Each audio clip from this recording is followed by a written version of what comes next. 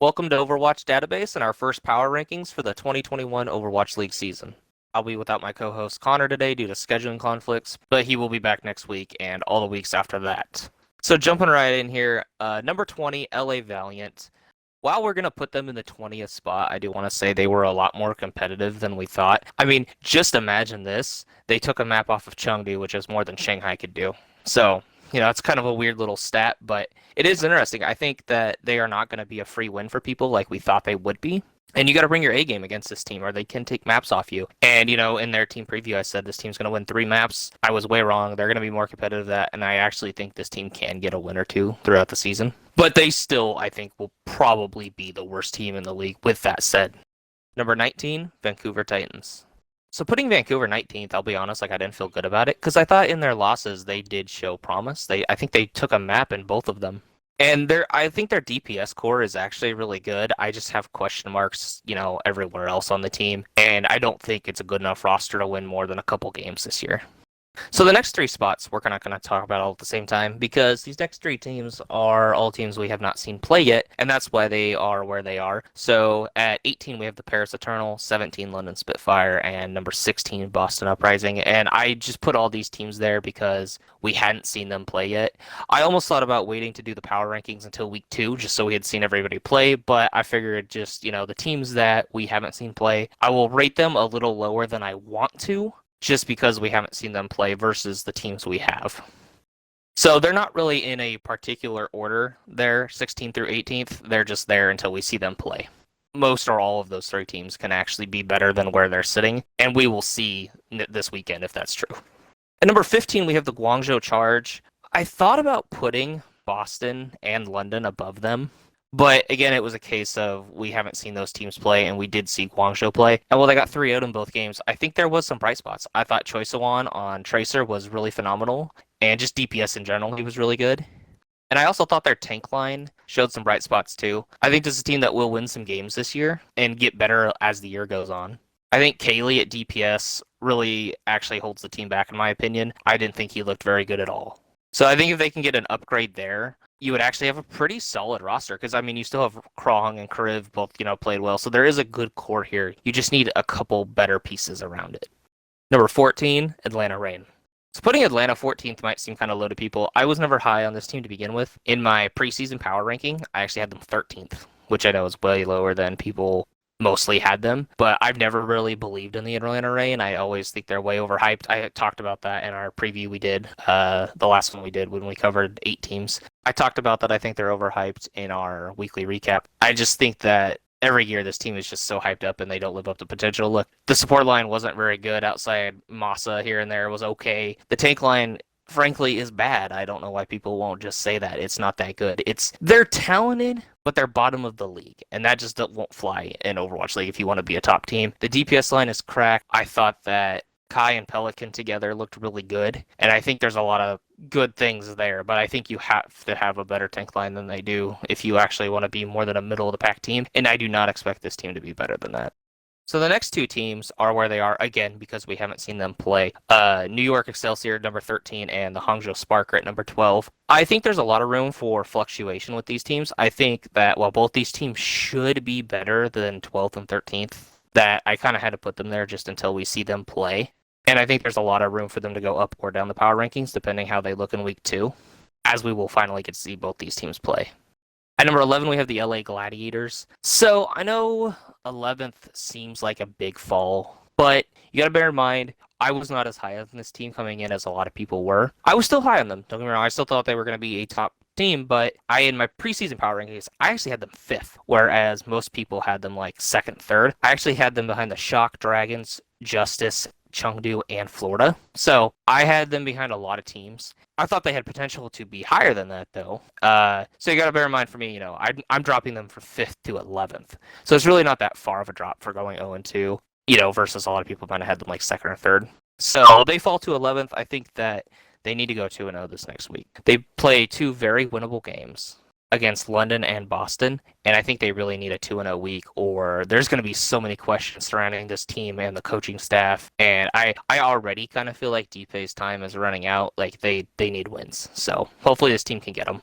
Number 10, Toronto Defiant. The Defiant, I'm Not surprised they finished 2-0 in week one. I think that I also talked about this in, I believe, our weekly recap as well. I was actually higher on this roster than most people. People were putting this team like bottom 5 in A. I don't really understand. Actually, I think I even saw bottom 3. I don't understand that. I could kind of understand bottom 5, but I don't get bottom 3. This roster, when you look at it, they remind me a lot of the Florida Mayhem of last year and this year, in the sense that none of their roster parts are elite, but they're all good to great. Their DPS, tank, and support are all good to great, and that really reminds me of Florida. So I think people were really underrating this roster, and I actually really wanted to put them higher than 10th, but they really didn't show me as much confidence as I wanted to see against Atlanta. I thought actually they should have handled Atlanta better. And it was really sloppy at times. They did pull off the reverse sweep, but I do want to see more from this team, and I think Toronto is one of those teams that is going to get a lot better as this season moves on.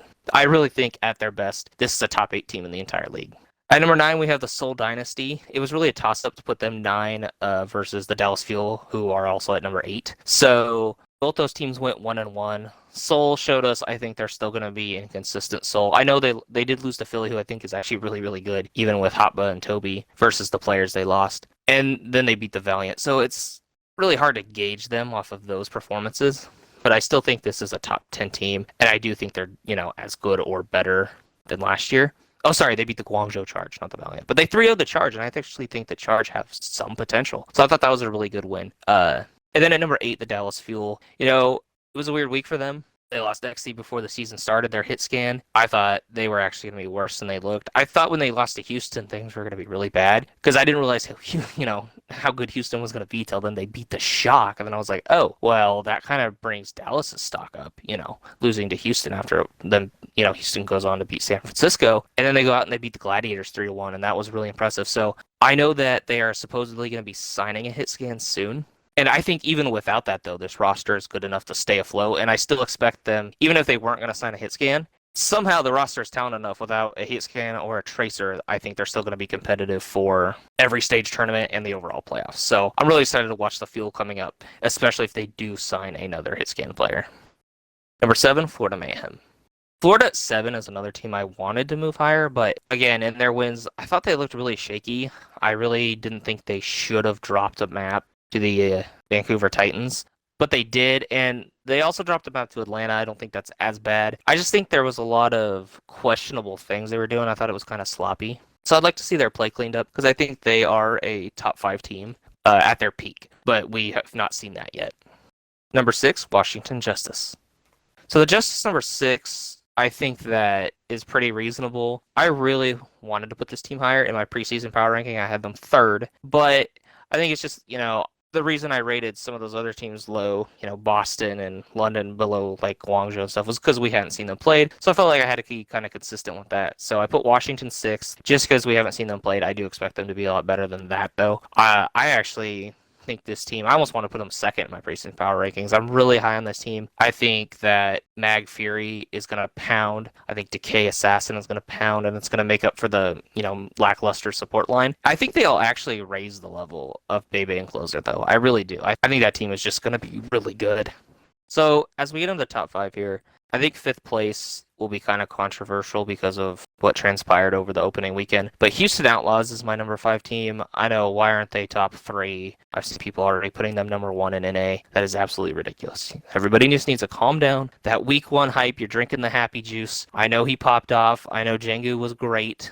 They showed a lot of great things. But what we got to remember is it's 1 week. It's 2 games. And I am not willing to put this team higher than 5th for 2 games after the last 3 years of garbage. Okay, I'm not willing to do it. Obviously, I haven't talked about the Shock yet because I have the Shock rated above them. Well, how can you rate the Shock above Houston when Houston beat them? Well, again, I'm going to take 2 years of dominance from the Shock and 2 years of crap from Houston versus 1 game. I guess they played 2 games over the weekend, but, I'm going to take that over the shorter sample size from this year. Now, with that said, I do think Houston has the potential to be higher than 5th. I think they have the potential to be 2 or 3, but I want to see more. I actually think they're going to lose this next weekend, either to Paris or London. I think they're going to slip up in one. I really do, and I think it'll be kind of bring people back to earth about Houston. Now, don't get me wrong. If they do win both those games, to be fair, I'll just say it now, I will push them way more above, fifth in the power rankings next week. I just want to see them prove themselves against this little bit lower talent now and show that that wasn't a fluke. That's all I'm really saying I want to see out of this team. But they do have a lot going for them. All three rookies look incredible. Chegu, Piggy, and Juby all look good. When they subbed Jake in, that strat worked really well since he played Brig and Goats. Having him play the Brig now, I thought that was really good. So there's a lot of great things out of this team. Number 4, Shanghai Dragons. Putting the Dragons fourth was kind of weird. It's kind of tough to rate that team. They were second in my preseason power ranking. I didn't want to drop them too, far for losing to Chengdu because 1, it's Chengdu, and 2, I think Chengdu is just that good. I mean, not only did they 3-0 Shanghai. Okay, so they actually beat Shanghai last year 3-0, but that just looked different because I know a lot of people are saying it's not different. It is. You look at the 3-0 last year that they got against Shanghai, it was because they played that, Chengdu zone style of play where it was just all over the place and wacky. They didn't really do that as much so far this year. They actually look like a real team with real talent and, they look coordinated. The Valiant game concerned me when they dropped a map to them. I'm not gonna lie, I was like, that was ugly. That was a really ugly 3-1 win. But you could tell that when it came to playing Shanghai, they were prepared and they were so impressive. So I didn't want to punish Shanghai too much for that. I guess I've talked about Chengdu more than I have the fourth place Shanghai here. But so Shanghai's in fourth for that reason. Number 3 is Chengdu in our power rankings. I had to put them over Shanghai for beating them. I think that I know I didn't put Houston over the Shock for beating them, but I think it was more fair to put Chengdu over Shanghai because of the fact, just, the way they beat them, they 3-0'd them. And Shanghai looked like they had real fundamental issues. I think it's a team that will bounce back. I think they're well coached. I think there's an immense amount of, talent on that roster. But Fate instead of Fearless at main tank is something to watch. If that ends up being the main impact going forward of why they do underachieve, if they happen to. And Chengdu at 3, I just thought that it, like I said already, that was so impressive. And the way they beat Shanghai. I think Chengdu has a legitimate claim to be the best team in APAC, and I think we will find that out this weekend. They play, I believe, New York and Philadelphia. I don't think they necessarily have to come out of that, 2-0. I think if they can split, those games, it doesn't really matter who, and come out of stage 1, 3-1, I'd be really impressed with Chengdu. I think you would have to really consider them for real at that point. So I hope they do. I hope I'm not overrating them at number 3. I just think what they did was really impressive. All right, so number 2. San Francisco Shock. I know I put them over Houston. Again, like I said before, I'm going to take 2 years of dominance from the Shock against 1 game from Houston. I mean, it's literally the first weekend of the year. We have to see more. I think it will do the Shock a lot of good moving forward to not put Violet on DPS. It worked once. That was great. It looked horrible the second time. He did not get a single kill on attack or defense. So I'm not saying they can't do it. I think they should do it. I just don't think you should be doing it every game. Also, I was really excited for Glister. I really thought he was a bright spot for a rather bad London team last year. And being a London Spitfire fan, I was really excited to see him with the Shock. He looked really bad. His Tracer was a big yikes. When he played Widow at the end of that series, I thought he looked really good. So I would kind of, I think, like them to just play Striker on Tracer. Please, just play Striker. I don't even think we saw Striker play Tracer. That's a crime that you're not doing that, okay? Just play him at Tracer and just bring Glister in to strictly play like Widow, okay? I think that's what I would do, I guess, because I just think, that didn't work. I also want to see more out of Tayo. He struggled in the 1 map he played, but we only saw him play 1 map all weekend. So I also want to see more from him and kind of what he can do. And then at number 1, obviously you probably guessed it because you haven't heard their name yet, Philadelphia Fusion. I feel it's kind of like a hot take having them number 1. I don't know. Let me know in the comments if it is, because I feel like it is. I feel like people aren't going to like that. But look, the fact of the matter is they were missing 3 starters. They had to sign 2 replacements, like a week before the season, integrate them into the team, and then they come out and have a 2-0 week. And they look dominant at that. I know one of the games was against the Valiant. I understand that. But then, they also played Seoul, and they beat them 3-1. I think, the maps they won were close, but it was a fairly comfortable win, and I thought that's impressive because I think Seoul's a really good team. And also, I kind of have to factor in the fact that they're missing, 3 players due to visa issues, and they still looked that good. Imagine at full strength how good this team will be. I thought Carpe looked really, really good.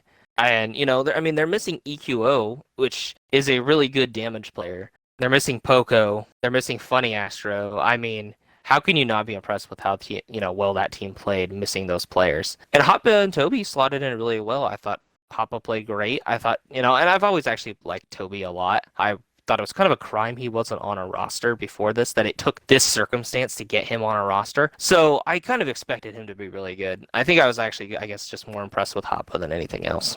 So, and they're also without Shockwave, I guess. So, I mean, there's just so much talent on this team that's not even there yet, and they still look that good. So that's why I have them number 1, and I think that it is kind of a hot take, but very deserving. So again, to just kind of recap, I won't start all the way at the bottom, but 10 on, we have number 10, the Toronto Defiant, number 9, Seoul Dynasty, number 8, Dallas Fuel, number 7, Florida Mayhem, number 6, Washington Justice, number 5, Houston Outlaws, 4, Shanghai Dragons, number 3, Chengdu Hunters, number 2, San Francisco Shock, and number 1, Philadelphia Fusion. So that's the top 10.